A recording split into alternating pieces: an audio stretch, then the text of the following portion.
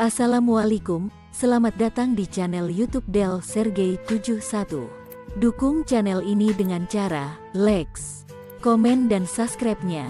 Bila video ini bermanfaat, bagikan ke akun sosial Anda agar tidak ketinggalan video berikutnya, serta aktifkan loncengnya. Selamat menonton dan terima kasih.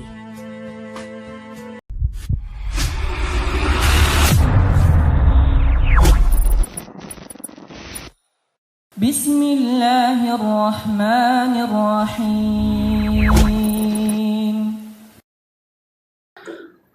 Adapun bicara tentang sahur, dijelaskan dalam hadis Anas ibn Malik radhiyallahu an. Nabi SAW mengatakan, tasahharu fa inna fi sahurikum barakah. Makanlah sahur karena dimakan sahur itu terdapat berkah. Apa saja berkah sahur ini, sehingga sahur ini sampai-sampai dikatakan oleh Nabi SAW satu di antara sekian ibadah yang menyebabkan kejayaan Islam. Yang pertama, berkah sahur itu min barakati as-sahari at-ta'ahub lis-subhi bi fi'li ma aradal muslim min tahajjudin qalilin aw itarin illam yakun qad awtara aw tanawala as-sahur in arada as-sawma awil ightisal awil wudu aw ghairi dhalika mimma yahtaj ilaihi qabla al-fajri. Yang pertama dari berkah sahur itu, di mana ketika seseorang terbangun dalam sahur, ada kesempatan seseorang itu melaksanakan tahajud walaupun tidak banyak, ataupun melakukan sholat witir bagi yang belum witir setelah isya, ataupun melakukan mandi bagi yang mungkin junub, dan begitu seterusnya. Jadi antara barakah sahur itu adalah memungkinkan untuk tahajud, karena kalau di hari-hari biasa kan antum tidak mungkin bangun sepertiga malam. Siapa yang membangunkan juga kan itu. Tapi kalau bulan Ramadan pasti bangun, pasti sudah disediakan alarmnya untuk istri kan, biar masak sahur, ataupun masjid-masjid sudah sibuk untuk bangunin antum. Atau kadang-kadang tradisi-tradisi di tempat-tempat itu justru keliling banguninnya. Dan ini kesempatan sebenarnya bagi antum yang jarang atau tidak pernah bangun di sepertiga malam akhir. Bisalah kita membiasakan untuk tahajud walaupun sudah tarawih sebelumnya, ataupun melaksanakan witir bagi yang belum melaksanakan witir, ataupun bisa digunakan untuk mandi junub bagi yang punya istri atau suami. Dan ini salah satu berkah sahur. Kemudian yang kedua, berkah sahur ini adalah al-ibahatu ba'dal hadari anhu min awwalil laili faka'annaha ibahatu zaidah alal iftar. Sahur ini adalah sesuatu yang mubah sebagai tambahan makan setelah seseorang melakukan iftar saat terbenam matahari. Jadi bagi yang kurang kenyang ketika iftar gitu ya, bisa ditambah ketika sahur. Jadi sahur itu makanan tambahan sebenarnya. Dan arti berkah sendiri adalah az-ziyadah kan. Ziyadah itu artinya tambahan kebaikan. Jadi sahur itu sebagai makanan tambahan dari buka, sebagai tambahan kebaikan. Kemudian yang ketiga, tidak usah kita baca Arabnya, kita langsung saja lah, karena banyak ini berkah sahur. Jadi berkah sahur itu adalah madrajatul naili mahabbatillah. Jadi salah satu seseorang bisa mendapatkan kecintaan Allah Azza wa Jalla. Kenapa demikian? Karena sahur itu bagian daripada rukhsah, keringanan. Keringanan yang Allah Subhanahu wa taala berikan kepada umat Islam supaya seseorang itu kuat untuk beribadah di siang harinya, maka dikasih keringanan untuk sahur. Beda dengan umat dulu, Yahudi dan Nasrani, mereka puasa tapi tidak ada sahur, sehingga tidak ada keringanan bagi mereka. Jadi buka dan sahurnya itu sama kalau mereka itu. Saat bintang muncul, mereka berbuka sekaligus sahur kalau umat dulu. Tapi dalam Islam tidak demikian. Diberikan rukhsah untuk melakukan sahur. Dan Allah suka kalau seandainya didatangkan rukhsah keringanannya. Ini yang ketiga. Yang keempat, berkah sahur itu adalah salah satu bentuk ziyadatun fil umri, bisa menambah umur. Kenapa demikian? Karena tidur itu adalah akhul maut, dia saudara kematian. Orang tidur itu sama dengan orang mati sebenarnya. Sementara ketika seorang terbangun, berarti hakikatnya dia sedang menambah umur dia. Dengan banyak terbangun itu, hakikatnya dia sedang menambah umur dia. Kenapa demikian? Karena kematian itu, karena tidur itu adalah saudara kematian.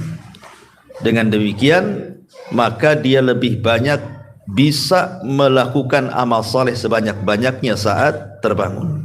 Karena kalau orang tertidur kan tidak sadar, semana mau ibadah. Tapi ketika terbangun, apapun bisa antum lakukan. Mau zikir, baca Quran, mau sholat, mau apa saja bisa. Makanya ini juga tambahan usia yang berkah. Kemudian yang nomor 5, sahur juga at-taqawi alal ibadah, bisa menguatkan ibadah. Coba kalau antum tidak sahur, pamannya berbuka terus tidur, besoknya puasa, lemes siang-siang kan, sehingga tidak punya kekuatan untuk ibadah yang lain selain puasa. Tapi orang yang sahur selain puasa bisa ditambah dengan amalan-amalan yang lainnya, karena badannya memungkinkan untuk melakukan ibadah yang lain. Sehingga berkah sahur itu at-taqawi, bisa menguatkan badan sehingga bisa melakukan ibadah lebih banyak lagi. Kemudian yang nomor 6, di antara berkah sahur adalah mudafa'atu su'il akhlak, mencegah buruknya akhlak. Karena biasanya orang lapar itu terkadang tasakhut. Tasakhut itu artinya mengeluarkan kata-kata yang tidak pantas dikeluarkan. Orang kalau lagi lapar itu kan jangan disinggung, marah dia kan itu. Nah, sehingga kalau orang kenyang, minimalnya dia bisa untuk mencegah akhlak-akhlak yang buruk tadi. Kemudian yang nomor 7, sahur juga di antara berkahnya adalah ittiba'us sunnah, mengikuti sunnah Nabi sallallahu alaihi wasallam. Karena Nabi sallallahu alaihi wasallam mencontohkan bagaimana cara puasa dia, sahur dulu.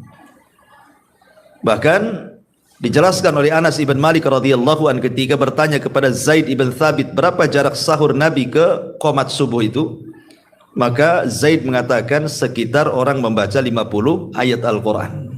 Artinya Rasul sahur di sini dan mendekati subuh sahurnya supaya tidak lapar. Karena ada orang sahur jam 2. Kalau sahur jam 2 artinya dia menambah waktu puasa namanya. Ya kan, kalau sahur jam 2 kan nambah waktu puasanya. Ketika nambah waktu puasanya, siang dah lapar dia. Yang lebih parah lagi jam 10 pula dia sahur. Itu ya. Habis taraweh lapar, jam 10 makan banyak-banyak. Sahur bangun dah males makan tuh. Akhirnya minum saja. Nah, ini juga masalah jadinya kan. Kemudian yang nomor 9, nomor 10.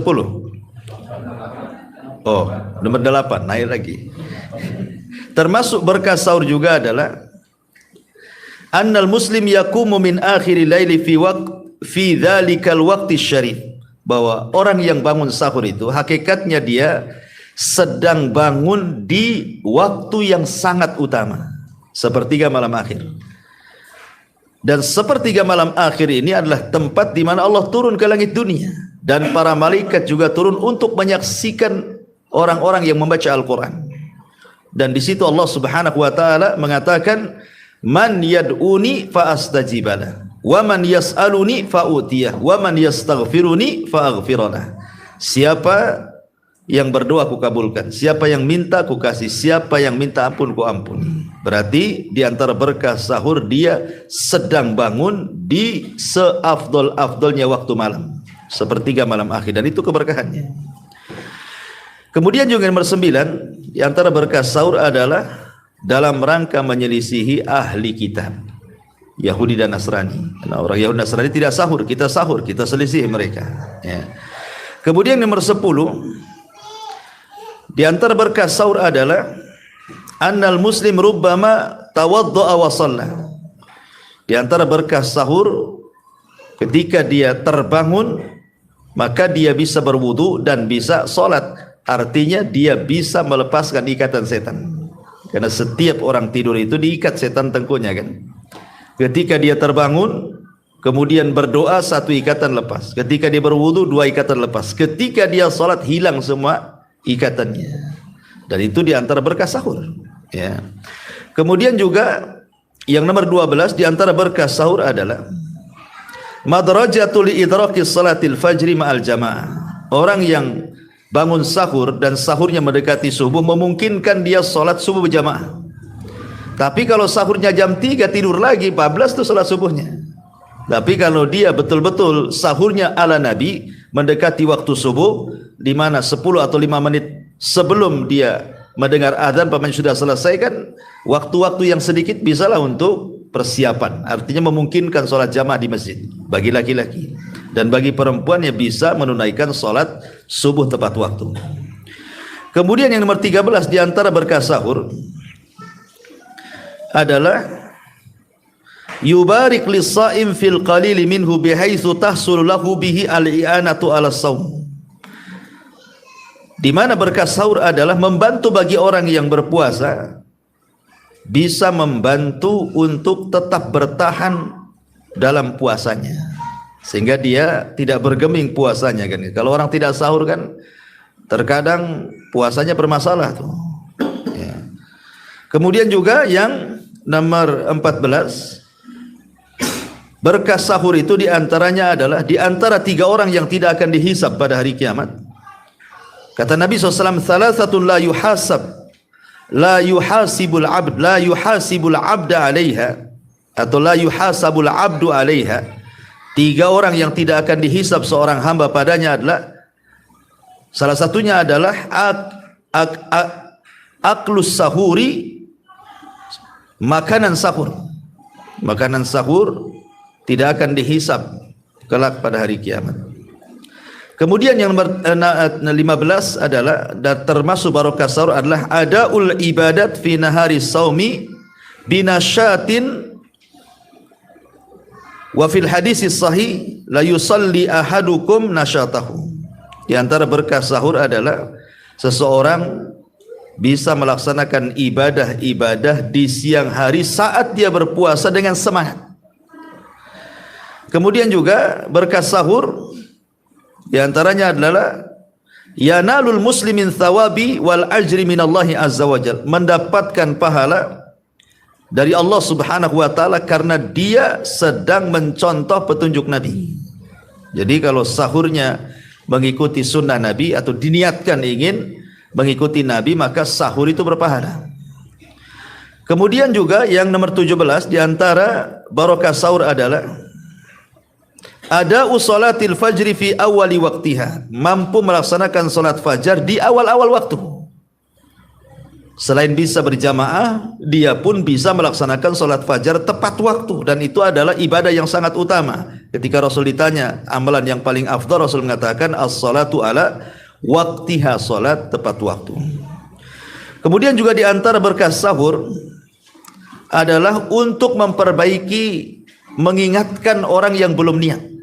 Umpamanya malam harinya dia lupa niat puasa, maka ketika sahur, itulah dia bisa melakukan niat puasa. Karena puasa wajib dengan puasa sunnah beda. Kalau puasa sunnah bisa niat dadakan. Antum pagi-pagi gitu ya, nggak ada makanan yang dimakan, sudahlah saya puasa saja. Boleh kalau puasa sunnah. Tapi kalau puasa wajib tidak boleh, harus ada niat di malam harinya. Karena Rasul mengatakan malam yubayyiti siyam fala siyamalahu. Siapa yang tidak niat di malam harinya, maka tidak dianggap puasa di siang harinya. Tapi yang dimaksud niat di sini dalam hati, tidak perlu diucapkan. Ya. Kemudian juga Di antara berkah sahur adalah yang nomor 19. Nomor 19 ya. Tahsulu ragbatu fil izdiyadi minas siyam li khifatil masyaqqati fihi.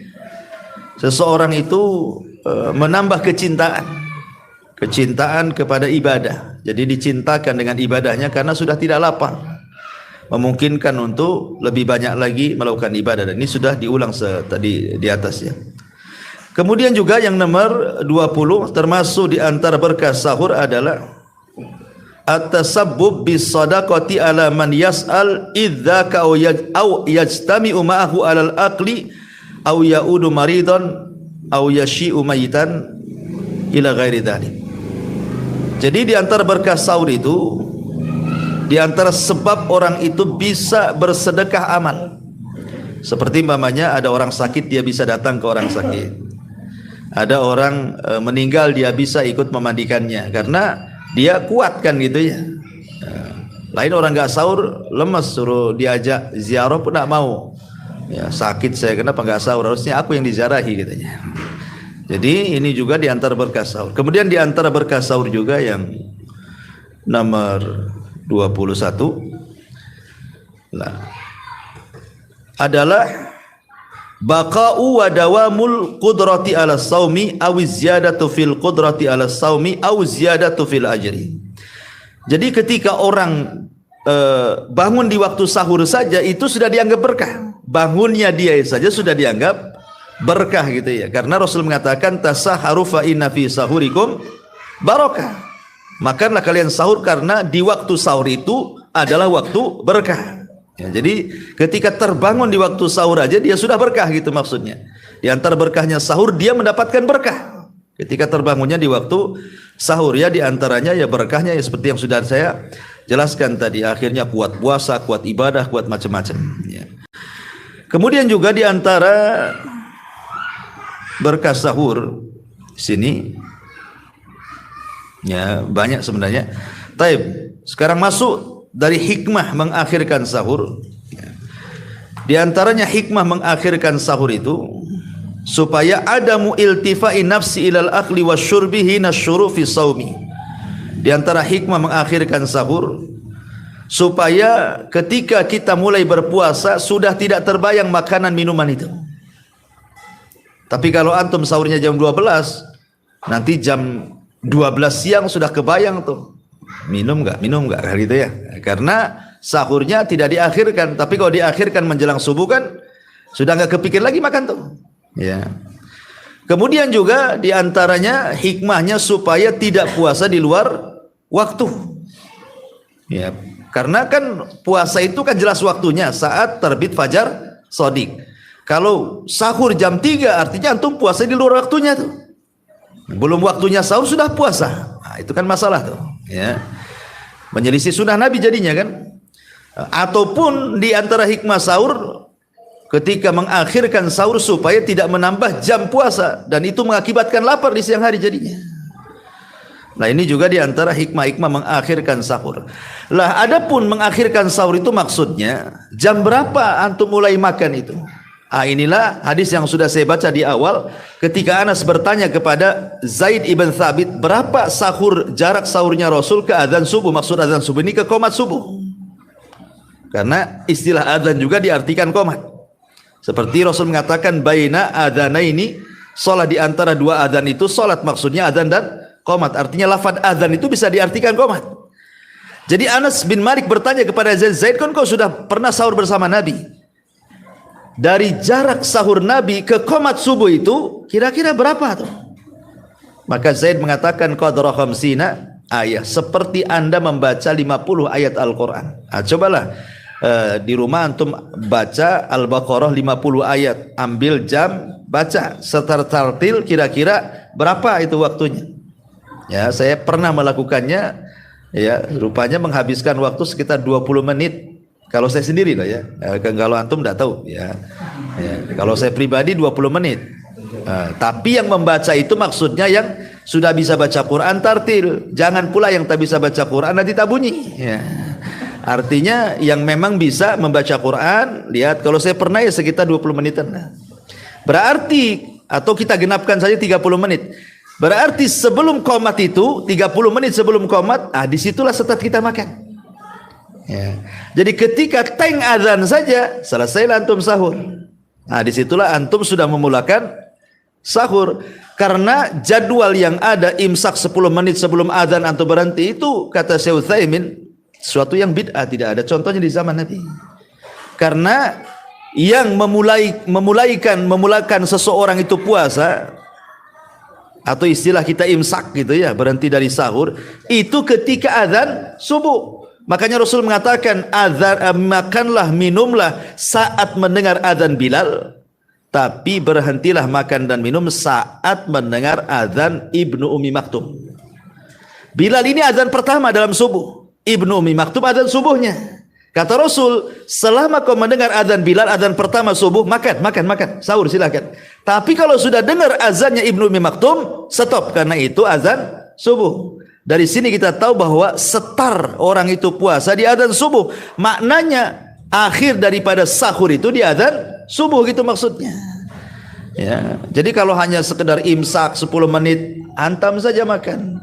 Apalagi pakai alarm gitu kan.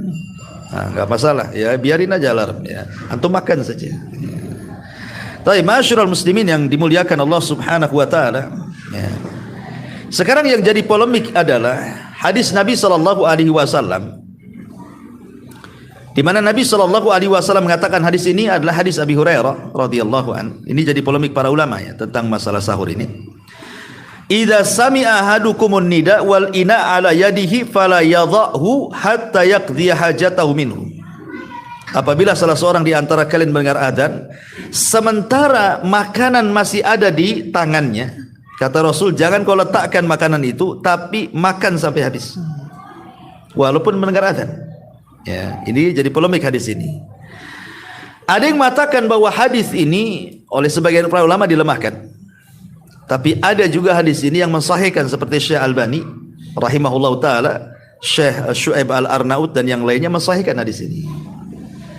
Artinya bagi yang melemahkan hadis ini berarti sudah tidak ada iskal, tidak ada kesulitan bahwa akhir daripada sahur azan subuh, ketika dengar azan subuh tidak ada cerita makan.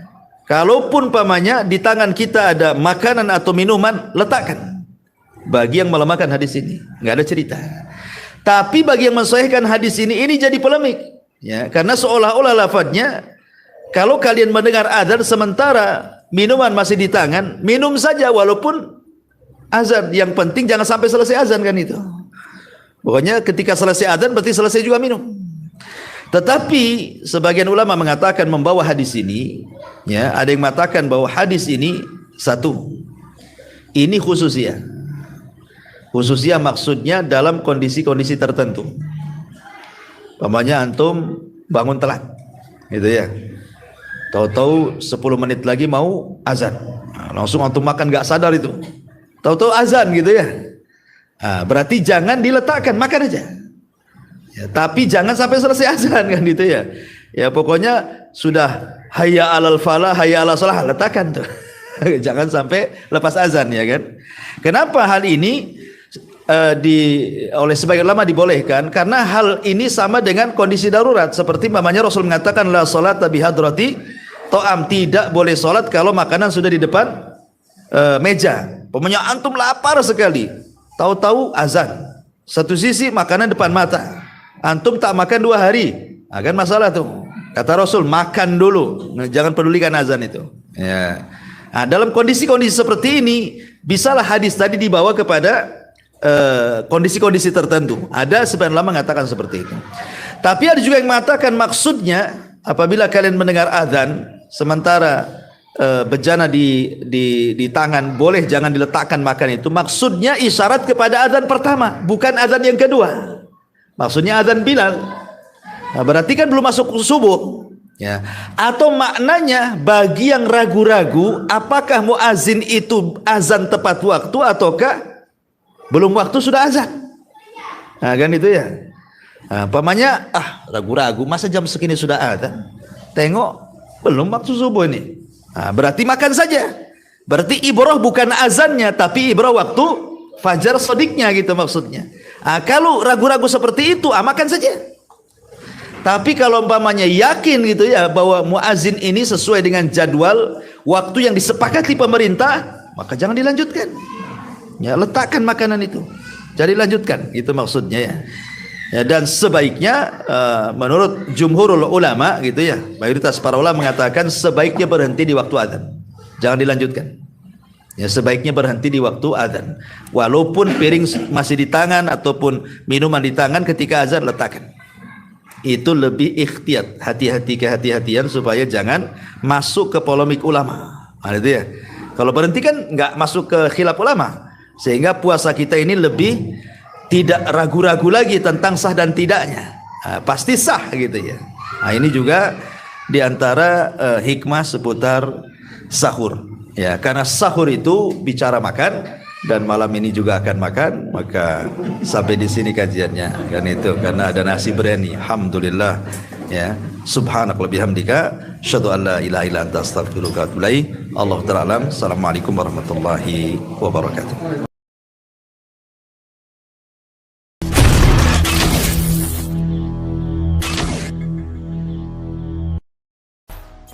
Jangan lupa subscribe, share, komen, dan like ya.